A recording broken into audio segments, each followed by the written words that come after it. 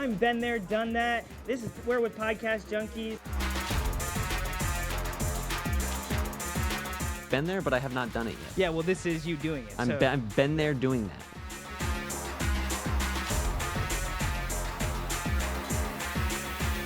What's up, everybody? I'm Podcastro, and this is the Been There, Done That podcast. Yeah.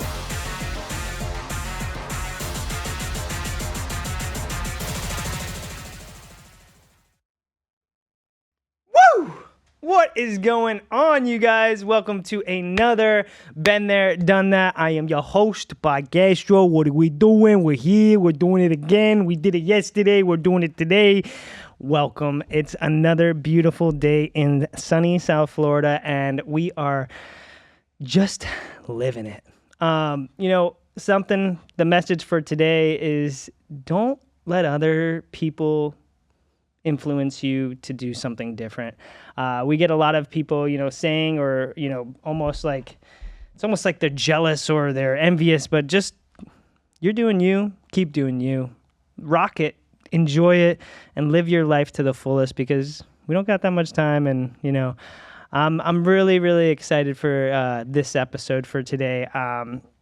The guest that I have that I'm going to introduce to you in a moment is someone that, we've created such a fun atmosphere, such a fun vibe. We've met at different occasions, and we always find to meet each other and then honestly just hang out the rest of the time because, we're all just... When you meet someone that you vibe with and you're that equally level weird, it's like, oh, cool, you're with me on that. Like, we're both weird. We both, we see through a lot of people, but at the same time, we like to have a good time. So without further ado, I'm going to introduce today's guest. She is a marketing force with over 15 years of experience igniting brands and boosting sales. Woo! Based in West Palm, Jessica Friedman is a seasonal director of marketing who leads national teams and executive bold campaigns across digital and traditional media. With a master's in marketing and deep background in both B2B and D2C spaces, she helps brands from startups to industry giants generate real demands and measurable growth. From SEO to radio ads, she has done it all. Let's dive into the marketing mind of Jessica Friedman. Welcome to Been There, Done That. Thank you for having me. That was an amazing intro. Did you like that? I loved it. And I'm pretty excited for this. The reason being is I use ChatGPT. Well, the reason I say that because you are the marketing genius. Yeah. So I have so many questions for you. I love chat. You have to use it correctly, right? Yeah, no, you just have to know what you're doing. You did an awesome job. Thanks. What about question? Do you name your chat? Did you name your chat GPT? Yeah. What did you name it? My baddie bestie. Wow. So your chat is, hey, what's up, baddie bestie? Is that what you... Yeah. Yeah. Wow, I like that. No, it's important. I think she's a baddie, and she's my bestie. Especially like when I want to respond to someone, and I've had too much coffee. I'm like, can you dial this back for me, please? And she does it. Baddie bestie, can you go ahead and baddie bestie? Thank you. That's awesome. I named mine Chip. Oh, that's cute. What's up, Chip? Hey, you have a chip on your shoulder? Hey, yeah. That's cute. So tell me a little bit about where, like, what first started your passion or sparked your interest in marketing? Oh God. Yeah, I need to know. Yeah. So this was a journey. First, I studied music theory and composition. Well, wait a second. Do you know who you're talking to? I know. We can't dive into that. I love music theory. History of rock and roll, classical composition. And then I really wanted to be a geologist. Oh. And then I was like, oh God, so I have to like dig in the dirt. No. What did you think you were gonna do? Look at Just gemstones. look at gems all day. Oh, this is a pretty. I know yes, this one. I know the cut on that, right? There was a time I did want to be a doctor. I don't do well with blood. So this translated into fashion marketing. I've always loved clothes. If you saw pictures of me in high school, you'd be like, what is this girl wearing? So I went the fashion marketing route, and then I did some runway production for a while. I started designing clothing for people, t-shirts, logos, brand kits, and then I just kind of kept rolling with it. Got my master's in business administration with a focus on marketing, taught myself how to design WordPress sites, just kind of really dug in. And then at the beginning of Meta, which was just called Facebook then, I'm that old, I taught myself Facebook ads. So I was working at an agency, and then I worked at another agency, and my very cool boss at that agency was like, hey, you should be your own boss. And I'm like, yeah, this is about the third boss I haven't gotten along with. So, and he's like, here's a really good compensation package. See you later. And so I kind of went on my way and then started my own agency. So I've been in the space, whether it was like doing branding, t-shirts, logos, business cards, flyers. Then I moved from like the design piece into like full marketing and understanding the technical pieces of building a website, right? And then understanding creating big strategy and the pieces that go into that. Wow. So this was all just from like, but this is something that you kind of just. It sounds like you kind of fell into it in a way, right? Yeah. Like you kind of didn't, like you were going in a route.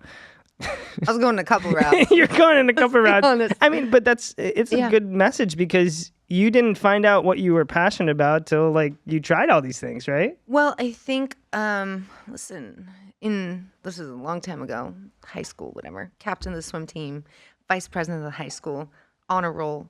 Like I was a very driven and focused person, and I grew up in that environment. So when I got out, I was like, oh, I want to explore all of these other possibilities that aren't like traditional. So that's where music came in. You know, I was in performance choir. I was in a band. Music was like kind of always there. And then that's where the music piece came in. And I fucking love dinosaurs. So that's really where like geology came in. And I love gemstones. So, I explored that for a bit and was like, yeah, no, I don't want to be digging. For sure. But you had the passion of like, that's awesome. I love, and so now it developed into a very, very successful marketing team. And I mean, you have a team behind you, don't you? I do. I have a full team. What's interesting about the way that I do it is, so I've done every piece, right? I could walk up to someone who's working on a logo and be like, "Moo, the kerning is off on that," right? Or that's a marketing term for something. The kerning. The kerning of your letters is off on that. Or what is the psychology of that typeface, which would be font, like the psychology behind it. Yeah, there's so much more to dive into on that stuff. Because you're right. Like you look at that, how does that make you feel? And it actually is true. Like that actually can make. The psychology of typography is real. So real quick, alive, can you go to the wide shot real quick? How does this make you feel? It makes me feel warm and safe. Like Ben the bear. We're at a campfire and he's a warm, cuddly bear. That's me. I know. I'm the bear. Yeah. Oh, that's actually really cute. All right, cool. All right, I like it. My friend, shout out Sean Sawitsky. He's my boy. From high school or from actually middle school, and like you have those friends where you don't talk to them very often, but you call them up on the phone and you're like, "What's up, man?" And so he made that a while back ago, and I haven't used it until now. That's great. Yeah, he did a really good job. It's great. It's very welcoming. It's exactly what I asked for. I wanted something that feels good, feels me. He's like, "Dude, this is you." This is you. I like it. Anyway, so going back to anyway. So there, the psychology of typography and branding, and then understanding the technical pieces of building a website, understanding meta ads, Google ads, SEO, all of the pieces that go into that. When I first started my agency, I was all of the things, and I used to shoot the content and do the posting and run the ads. So what's different is I'm not just someone like subbing out work to people in Kathmandu. I have had every role. You've done it all. Yes. And my team, you know, I want to hire an expert in their own vertical, right? So the social girl, you know, sometimes there's crossover or I'll need to do something because it's a smaller project, but really like the SEO person is the SEO person and the social person is the social person and the video team and the web team and the AI person. For me, learning those, it feels safe for me to understand every piece should something happen. That's exactly what I was going to say. Yeah. You are one, you can have your little print on everything, right? In a setting, but also if something goes wrong, you are not dependent on someone else to fix it. You know what the heck to do. Yeah. You say, "Oh," because that's been a time where you literally are like, "Oh man," there's like that saying is like that person can charge you or whatever because they knew the right button to push or they knew the right thing to do, right? So that's really good that you can have that background. Yeah, it's important. And I feel like a lot of agencies out there are just like subbing out the work and they can't really do it. And I think it's important to understand because then you also understand. And then it also gives you leverage as the person in charge. Like, that needs to be done again and done correctly, right? And they're like, "Oh, what do you mean?" Listen, my team's, I went to college with one of the girls on my team. And another girl on my team worked for me at a huge corporation. So they know my little beast mode mentality. And I'm the performance team, right? I'm learning how to have fun with social media, but I'm performance. And so I think building those relationships, and the other thing too is with our clients is the churn rate. Like I watch other agencies, I'm nosy, and I can see that their clients are lasting like 6 months and then they're going to another agency. I mean, people are with us for years and that's about delivering results. So someone has to be that person. And my social and creative team, they don't want to talk to the client. They don't want to look at metrics. That's me.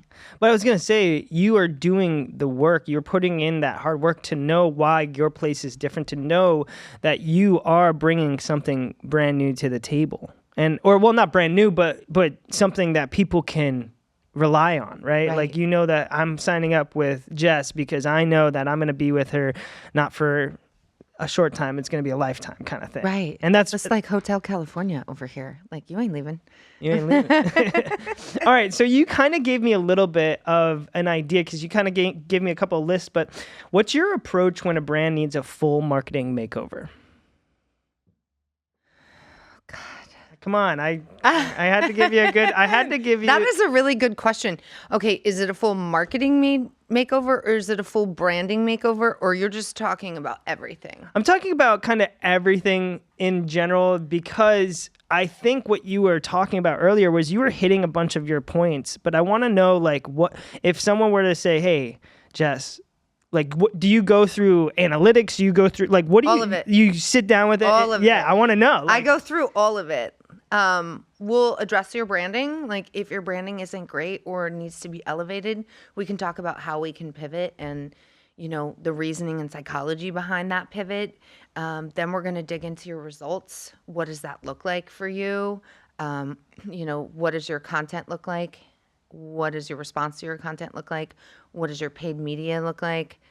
What is the response to that paid media? What does your SEO look like? You know, and I don't want to go just full digital because, again, we're in a interesting landscape right now where interest media and people are seeing 4,000 to 7,000 pieces of content a day. So have you diversified? Are you sending direct mailers? Is there a response to that? Are you in any type of print publications? So it's just really taking a deep dive into your whole marketing and your whole branding, looking at the numbers and saying, like, here's where we need to make changes. So you're telling me that your clients really trust you because they're giving you all their meat and potatoes. They're giving you everything, right? They're giving you all their stuff that you can then take a huge deep dive in. Yeah, they have to. Yeah. Like that's the only way that this works. And I think that it's hard now because you see so much and you're like, oh, I mean, I did that video where I drew a mustache on. Like, we're going to get you 1,000 leads. Like, are you? What's the cost for that lead? What's the quality of them and your CAC, so your customer acquisition cost? Like, what does that look like? I don't make promises, and I definitely don't work with everyone. I know that's like, people are like, oh my God, I might not be for you. If you're coming to me and you're like, oh, I thought of that. Oh, why are you on the phone with me then? You're a marketing genius. Run with it, you know? So we don't work with everyone, and I have a particular personality, and if you're not here to work as hard on your brand as I'm going to, then we're not going to work. Actually, that's why I think me and you have very much resonated, is because we have, that mentality is really important, because you don't need to work with everybody. No. And a lot of people are like, oh, give me the business. Like what we're doing is not like a gym membership. Right. What we're doing is building relationships, right? Right. We're building something stronger and long lasting. So when people are coming here and they're like, I've done TV and radio for 50 years. Let me do a podcast. And I go, okay, sure. But a podcast it's the same thing. No. A podcast is completely different. No, we there's so many different. Kid, don't tell me what, like, I know what I'm like, okay, you know what? I don't think this is the right spot for you, because if you aren't up to learning and being able to say, wait, I'm doing something new, right? Let me put my trust in somebody else. It takes a lot. I understand people. It's hard. It's hard. Yeah. No, I understand. But what we do differently is, or at least I believe, is like we make you comfortable. If you're going to be vibing with me, if we're going to work together, then we're going to have we're on the same wavelength. Yeah. If we're not, then we won't work together. You know, that's simple as that. It's tough, right? And I don't know about like the podcast relationship with the client, but when you're building someone's brand, like I always say I have two personalities. I am Beth from Yellowstone. And have you seen that? Yes. Okay. Yeah. Oh, Beth is like I've never saw it. And then I was at a corporate conference and they're like, you know who Jess is? She's Beth. And I was like, who's that lady? And then I watched it and I was like, damn. So I am Beth from Yellowstone, and I am Ace Ventura, Pet Detective, because you know what? You need this woman when you need to hit your monthly recurring revenue, and you need to hit it quickly, and you need to see results. You need Ace Ventura when you're crying yourself to sleep because you thought you were just going to manifest and soft girl era your brand, right? And you need that. And so when you're building that relationship, you see all sides of your clients, and that human element comes in. So that is so important, building that relationship, because life happens outside of business and life bleeds into business, and you have to have that personality and grit to kind of work through those things. Yeah, and I think what you do differently is you hit those. Like you are their one-stop shop. You are their exactly, Beth and Ace Ventura. Now, when you like you have a passion for this. You enjoy doing this. Like can you give us one of your most proud marketing, or I guess like proudest moment in this industry? Oh my God. There are some really proud moments. I was working with the national brand, and this is before, it's like COVID, maybe right after COVID, when TikTok was trying. We did a stitch and it got 2 million views, and there was a cap then. And then it got 22 million on Facebook. And then the sales team of 5 people was booked out for 121 days. Like there were no spots open. And that was such a win that I was so excited. And it kind of changed the trajectory of the brand, right? To get that many views on it and to get that much engagement and that many bookings to possibly join the platform was insanity. I love that. That's amazing. And those are all real natural like this actually brings me to my next question. Okay. This is a really good one because there's a lot of times that I get frustrated with some of my clients or some people that I'm working with, or in general, buying Leads. It's bullshit. It's buying. Not leads? You mean followers? Buying followers, buying likes, all this stuff. You gotta shut this down. I can't. Like, honestly, so I'm really moving into this place of making content for myself, and I have saved some things, and I'm just gonna start ripping people new assholes because, like, are you guys kidding me right now? First off, I made a video when I first started filming content, and I didn't post it because I was like, I'm pretty sure Bearcat1234 and Catmandu isn't coming in for a fucking facial in BOCA. Like, this is the thing. It pollutes your data and it pollutes your audience so much. And people are like, oh, this person is a social media expert. They have 200,000 followers. I'm like, most of their followers have no photo. They have like 8 numbers or dashes or underscores. And I'm like, oh my God. So I don't take you seriously at all. And listen, I'm nosy. Like, I look at other agencies and I'm like, 80,000 followers. What no, this isn't real. I was just going to say, can we just put it in a quick perspective? If you post something and you buy your followers or buy your likes, think about this. You buy 7,000 likes. Well, guess what? Now, that post that you posted already made it in the algorithm, right? Right? So doesn't it just disappear? So like now you can't now. No, okay. Well, talk to me. No, yeah. tell me. So there's a couple of things here. One, you have polluted any type of retargeting to your audience because the algorithm is reading that and going, oh, these are the consumers that are that show it to the similar. Yeah. So now you've just shot your data, and I just like, I'm stumbling here because it like enrages me. And I had a conversation with a huge company and I go, so how long have you been buying bots? Like how, and they were like, oh, it helps whatever. And I'm like, bro, your engagement of real humans is 0.002. I looked, I did the math, created a spreadsheet, like people aren't actually seeing your brand that are going to make a purchase. So it skews that, and then the algorithm just keeps showing it to this similar audience, and it makes no sense. It makes no sense. I get that people are like, oh, we were trying to make it look like we were powerful. Then build. Listen, I'm all about lead generation and running ads to grow your Instagram.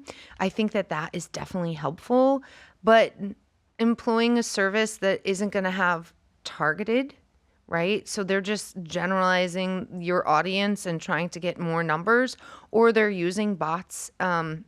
It's such a terrible idea. It looks so, I mean, when I look at people and like I see their... I check, it's the first thing. Oh, I know, I literally do it now. I'm like, okay, 7,000 likes, no comments, no shares. Interesting. Exactly. Okay. It would be so much more valuable if you had 100 likes, 20 comments, and 6 shares. I feel like going up against a 7,000 liked picture against 100, like I think you're talking about engagement metrics, correct? Which are what is important, right? People are like, oh, this happened when I helped a client go viral. What fucking happened? Like, what happened? Did you get any conversions for that? How many new followers did you gain? And that's the thing. I do see these competitors, and I'm like, oh crap, that video got 8,000 views. Let me go dive in.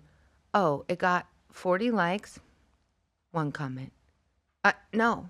Yeah. Like, that's not growing. And I can tell, I look at my competitors' clients sometimes, and I just watch to see, because they'll make stupid comments like, if you're not growing by 10 followers a day, bitch, you're not growing by 10 followers a day. The world doesn't work like that. But then I can kind of see when they've let the agency go, because now it's a different content structure and they're producing totally different content. So when it comes to buying fake, don't do it. And you really have to dig into those valuable metrics. Like, it is a longer game, and people, I'm a performance, so I'm love paid media. Yes, eyes on your brand, organic, blah, blah, blah, blah, blah. But people are seeing 4,000 to 10,000 pieces of content in a day. You got to remind them. So why am I going to retarget your audience that's garbage, right? So I believe in paid media, organic growth is slow. And honestly, clients, I had a social girl be like, why don't you just paste the client?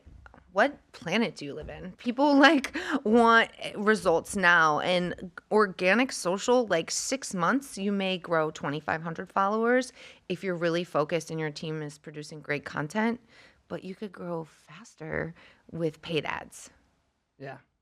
And drive those conversions with paid ads. Yeah. No, that's so true. And like one thing that I've like kind of learned is a lot of times people will come in here and want to at least talk about either, one, I want to make a bunch of money on doing a podcast. And I'll tell them, I'm like, hey, listen, a podcast is a business. Yeah. You need to treat it as a business. Yep. When do you become successful in a business? Probably like 3 to 5 years, right? After. Well, it depends. It depends on your marketing. Exactly. Well, yeah, exactly. But 18 months, 24 months, it really depends. I look at a lot of case studies and it's like 36 months. But it doesn't happen overnight. It doesn't happen in 3 months. It doesn't happen in 6. My thing is this, like a lot of people will say, oh, I want to go viral. A viral video will not always mean that you will get a bunch of followers. I love that you said that because I look at people's followings. I'm like, this person had 15 million views. They have 4,000 followers because consumers need to see you 8 to 12 times. I believe it's 11, before they even make a decision. But we're seeing so much content. Listen, I'm a clown. I like something. I'm like, I'm following that person, clapping, whatever, right? I just want to help people, and I love to see different content, right? But you can look at the metrics on anyone's, and they maybe have 10 videos over 500,000 views, and they have 10,000 followers because consumers need to see you that many times. And our attention span is so small and we want to move on to the next thing. And Gary Vee talks a lot about interest media. It's no longer social media. And like, I kind of feel like, yeah, it's kind of always been interest media. It's like what you're interested in, you're going to subscribe to. And it's the same thing with like podcasts. Like, or any type of thing. You know that video I sent you. There was a time a long time ago where everyone was like, you should make a cooking show. You should do this. Hindsight, I probably should have done it a long time ago and I'd be retired. There's so much content going out every day that somebody thinking they're going to make a podcast, a YouTube video, or any of these things and grow so quickly is insanity. My national social girl kind of did a little experiment. She started posting 2 times a day on TikTok. In 6 weeks, she grew to 7,000 followers. She had to post twice a day, plus a story, plus a live. And you have to commit to that. It is a business. Yeah, no, I can, like, that's one thing with this that I tell people. You need to take this as your business. You take the podcast and we create content here, but this is not the only thing that you should be doing. You should be taking our content, posting it, sharing it on your story, doing all these things, also doing things like you do, you know, videos of yourself, talking to people, you have to be consistent because if you are not, I mean, it's like showing up to your job, right? And you have to think about your consistency capabilities. Yeah, be realistic about it. 3 times a week, and like on the 3rd day, I'm like, shit, I forget. Like, yeah, no, because I have so much going on, right? And I have all these ideas banked, and it's really just like getting it out there. And once you move into the rhythm of 3 times a week, then you need to start with 4 times a week. And the other thing too is, I'm guilty of this. Is it doesn't have to be perfect. Like just make the raw content and just put it out. Yeah, because people are then seeing you in their feed a zillion times, right? And also it's you. It's not some like, what's up, guys? My name's Ben. It's so nice. No, it's you. Shit, I freaking put sour cream instead of yogurt in here. Fuck. Yeah. Like, you know, or whatever. Like they see that and they're like, wow, that was the funniest thing. I think that was the funniest thing I've ever seen.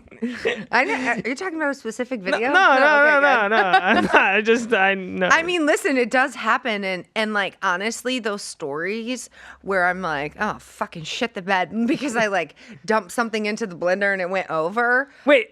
Okay. I think I know what that. That got like 400 views in my stories, right? But I didn't post it in my feed, and I'm still working on this because I own an agency and I'm not Gary Vee level, right? And I also represent a networking organization. So I'm kind of trying to be a little bit strategic, like, let me show you that part of my personality later. Lily and Shaylee. Once you're in the circle, I'll show it to you. But that's truly what people are going to.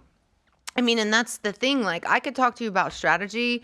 Sometimes you have to keep repeating yourself, right? And so in the digital world and me talking about the same things, and I'm sure everyone, you have to break it up with fun content.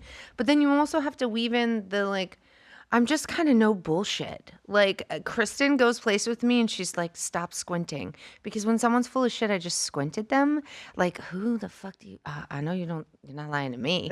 And so Kristen's like, fix your face, right? So that part of my personality. I remember on the stage. I know. She kept being like, and I'm like, what the fuck is that person talking about? Yeah. What am I fucking doing here? Did I take too many Quaaludes? Like, yeah. I'm on the panel right now. Yeah. Who's why do I have Princess or Prince Abdul but next to or whatever? Oh yeah, Aladdin. Prince Aladdin. Prince Aladdin. That was real weird. Anyways, going from there. So I just think those pieces of your personality come out, and I'm not for everyone, and I'm no bullshit. And like, you sit me down with the marketing person. That is part of the reason I am building this chapter different than other chapters. It's one person per seat. I'm not putting up you better start generating referrals, and like, you can't send me to a mastermind with someone who is like an affiliate selling software, right? Because they don't know how the software works. And I'm like, I can't be in this mastermind. You're just trying to make a commission off selling this software. I actually build within the framework of the software and know how to build the automations, funnels, and AI bots within that. You're just trying to make $97. Like, so you can't take me everywhere. And that's kind of the same. Well, honestly, I feel like I would want you everywhere because you would be able to be like, nope. Listen, I don't even want to say this because it's going to give it away. There's a certain very simple piece of marketing. And I told you I look at my competitors' clients and I just look real quick at something. And 95% of them in South Florida, I have never seen it once. I'm not saying it because if you put this out on the internet, they're going to be like, I'm an expert in this like the next day. It's like one of the fundamental marketing 101 pieces. And I see it all of the time. And I'm like, what is happening? But listen, as a business owner, you don't know. That's why I say, like, here's the social media. I know a social media person and she has 3 med spas within 25 miles of each other. So you're doing the marketing for your competition within that area? It makes no sense. The med spa owners don't know. Also, the content looks the same, like same typeface, same kind of themes. But so I always tell business owners, like, here's a list of questions. You don't have to choose us, but these are the things that you should be asking. Wow. That's It's wild. Yeah. Listen, I am in marketing and I am in health and wellness. And I was on a call with someone yesterday and they go, wow, health and wellness in South Florida is like the Wild West. And I was like, you could get a boob job in a back alley here. Like, it's wild. It's so wild. There's so much going on. So I'm in between these two industries where there's a lot of insanity going on. And it's like keeping your footing, knowing what's real. I've been in health and wellness marketing for a long time. I've worked with large brands in that arena. I've worked with small brands. I own an IV company. Like, I'm very educated on consumer behaviors in it, new modalities. But there was an article, and I'm going to do a reel on this. There's an article about the health and wellness industry being worth like $30 billion. The number of agencies that are like, we're now a marketing agency for med spas, that just came out of nowhere. And I was like, you're insanity. Also, you're using bots. So I think that it is a very weird landscape right now in both marketing and and health and wellness. But you just have to find your people. It's the same thing for you. Like, you're finding your people and people are attracted to your vibe. And like, you're not for everyone. You're not for everyone. And that's it.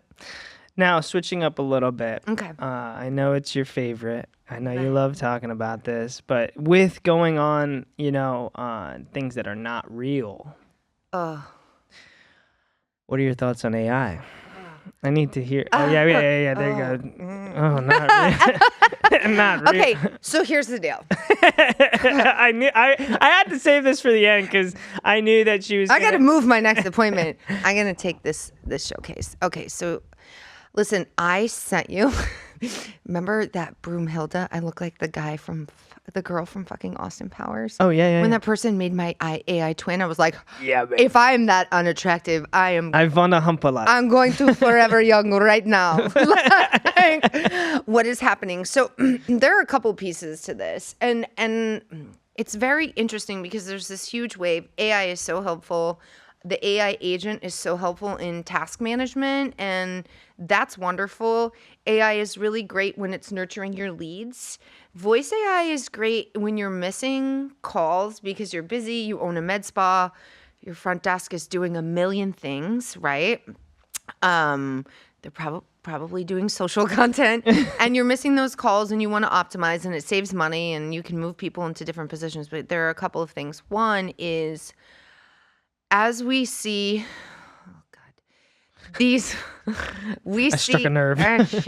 We see these events that are happening, and everyone's about like community building, and people are popping up and they're doing cold plunges and yoga and hot girls that walk and blah, blah, blah, that have coffee. We're kind of moving into a space where human interaction is coming back because, COVID, we were like, and now we're moving into that space. So I have some concerns. Listen. But it's still weird, just so you know, like I remember before COVID, I used to hug everyone. Yeah. Now it's all still like hey, what's up, man? Yeah. Anyways, but yeah, no, I agree with you. It is coming back, but. So the in-person community building, you're seeing that have a lot of traction because the male loneliness epidemic. No, because of people. Let me just DM Jess really quick. In their DMs, let me get. Oh, you should see. They're filling out forms to the website, and I'm calling them, and they're like, "Oh, I just thought you were cute online.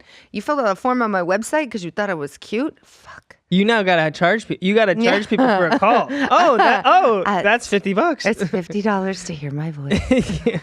Anyway, so back to AI. I actually wanted to do a poll on this to see how people feel about it. Now, as AI evolves, and I have a really great AI person on my team, and they can mimic my voice, so that's great. It's there's a big upfront cost to that. It's going to save you time and money later. And then there's like small monthly fees, right? But are people adopting to it as fast as us nerds think that people should adopt to it? Are we going to see a hard pivot the other way? As far as like text message automation and AI conversations with your bot for your leads, that's beautiful. Task management, beautiful. I know where you're going with this because I asked someone, can you make an AI baddie of my feet? Let's do only feet. He was like, what? I'm like, I need to see what's happening here. I see these girls in these groups. My fucking moral compass needs to be skewed, right? Oh, it's crazy. So, that photo that the person sent me, and they are also doing work for a brand that we know, and I see her videos. I'm like, that doesn't even look like her. Like, what's happening? It hasn't evolved far enough yet. But some people are really good at the prompt engineering. So if you're really good at the prompt engineering and you're creating those videos, I mean, YouTube is starting to flag them. Yeah. And so I think there was this huge adoption, and I think people are kind of moving away from it. It gets a little bit scary. Well, you kind of took my next question was going to be like, what are the regulations that you think are going to come? Because right now we don't really have any regulations that much for AI, but what are some of I've been telling my clients, just make sure you watermark your stuff, make sure, because it's scary. I'll be honest with you, like my mom recently, I'll share a little personal story. My mom got scammed, and it was with an AI, and like they faked our voices and things like that. And it was a lot of money that unfortunate. And there's some terrible people out there that are doing these things, but there needs to be some regulations. There needs to be help. How do you regulate it? Yeah, exactly. I feel like I talked to someone about this 6 months ago because things like this are going to keep happening. And they're going to get worse. Yes, they're literally going to be I just you are going to be calling me And I'm like, hey, what's up, Jess? And send me. Hey, just wanted you to send me $5,000 so I can get you the next digital tribe. Yeah, Oh, okay. right. I don't know. I think it needs to be regulated. What scares me is the efficacy in the health and wellness market and practices that are already using it, like MDs that are already using it. Like, I understand the scribe piece and let it go through your notes, but like it came up with a full plan based on my hormonal panel and my blood panel, and like but that needs to be tested and that needs to be regulated. So I don't know where that's going to go actually, but it does need to be regulated. These YouTube pulling the content, I'm sure TikTok and them will follow afterwards. People came in and they made a lot of money very quickly off of it, and that set off some like bells, right? Yeah. Like, oh, we need to get in here and figure this out. I don't know what those regulations are going to look like, but they do need to happen because it is going to get scary. I agree. We'll definitely dive more into it. I'm going to have you back on because I know we don't have too much time left, but I do want to share something with you about AI. Yeah. When I was at the Visionary Edge, I interviewed some guy that... Justin. No, I interviewed Justin. He was amazing. Tyler. Justin's shout out was amazing. I don't remember Tyler. the older gentleman. Has the... No. I don't think you know this. I don't think you know this yet. Yeah. It's okay. It's okay. But I do love Justin. Justin's great. I know. Yeah. I'm gonna get him on the show. But I can't remember his name, and maybe I shouldn't say his name because... Don't. Yeah. So we were sitting down, and he was describing to me something that he has created. Have you ever seen the movie The Island with Ian McGregor? I know who you're talking about. Now that you said The Island with Ian McGregor, yeah.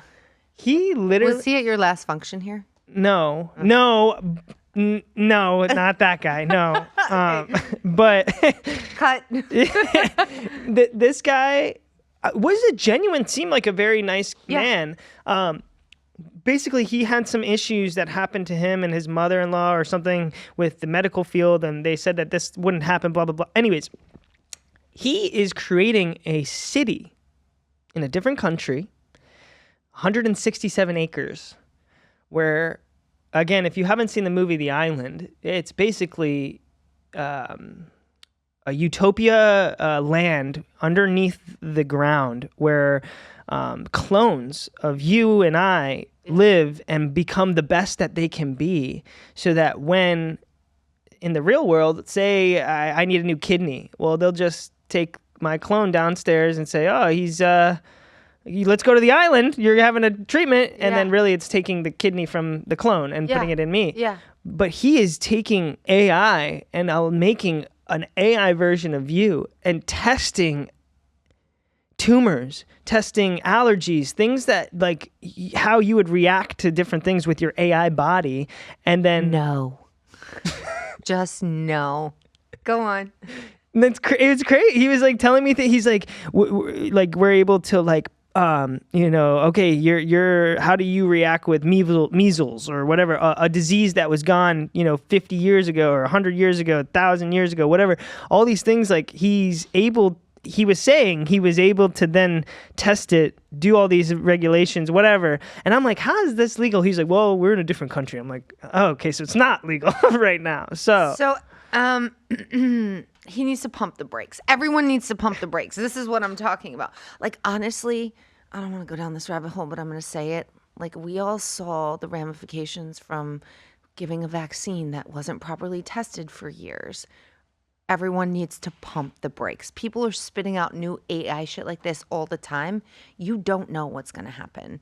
Something like that is just like an immediate no for me. Like, I would have probably just walked away from the conversation. Like, I can't even entertain this. I was sitting there, I was like, and then his buddy next to him was like, yeah. It was pretty funny. I was like, okay, guys.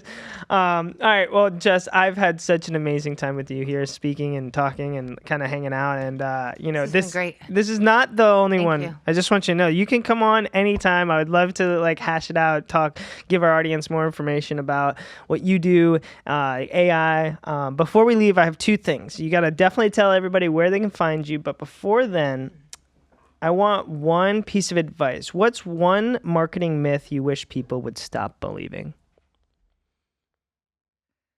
A social first strategy is the best strategy. Is the best. You want them to stop Yes. believing that. Yes. Elaborate. Tell me more. Everyone thinks that they have to go viral. We talked about this on social media, and they have to be on every social media channel. Like, you got to integrate Gotcha, paid yeah. media. That's what I thought. Yeah. Yeah, Yeah. you got to integrate paid media. Maybe you need to do print. Maybe you need to do direct mailers. Like, yes, I believe you should have brand awareness on social media and it can drive some conversion, but people are going social only or social first. Yeah. Why are you limiting yourself to one outlet Yeah. when you could have all of these different outlets? Yes, yeah. omni-channel. It's like Pee-wee's Playhouse when I say that. Like, you have to have an omni-channel approach. There are some brands that go out, oh my God, and their branding is so good, and they're influencers and they're affiliates and they got it, and it's a perfect hat trick for social media, but that's not everyone's story. And so make sure that you're integrating those other channels into your program. I love that, Jess. Thank you again so much for being on. I enjoy you. I enjoy company. I enjoy having fun with you. If people wanted to get in touch with you, where would they find you? Digitaltribesmedia.com or at Digital Tribes Media on social. Wait, can you say that one more time for the people? One more time for the people. Digitaltribesmedia.com. Awesome. All right. Well, again, thank you all for joining this episode of Been There, Done That. I had so much fun with Jess. I hope you guys learned a lot. I mean, you definitely learned a lot. If you didn't, what are you doing here? You're watching to learn, right? Why are we doing? That's what we're doing. Stay tuned. We're going to be back out with another one next week. And take care, guys. Take care. Brush your hair. We're out.